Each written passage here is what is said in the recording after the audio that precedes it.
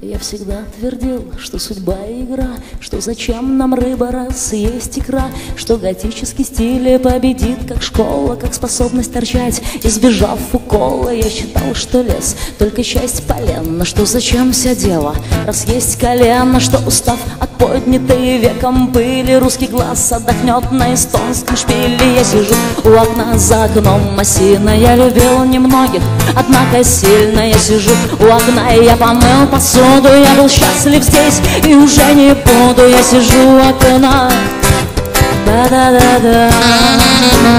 Я писал, что в лампочке ужас пола, что любовь как акт и жена глагола, что не знал Евклид, что сходя на конус вещь обретает не ноль, но хронос. Я сказал, что лист разрушает почку, и что север упавший дурную почву не дает побега, что лук с поляны есть пример рукоблудия в природе данной. Я сижу у окна, вспоминаю юность, улыбнусь порой отплюнусь. Я сижу у окна, обхватив колени, в обществе своей грузной тени. Я сижу у окна, да-да-да-да.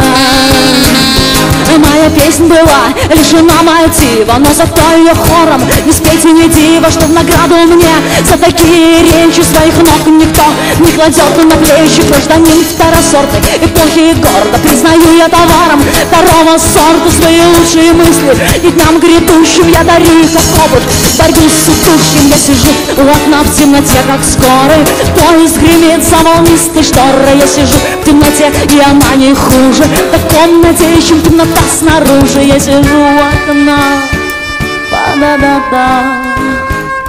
Я сижу у окна, па-да-да-да.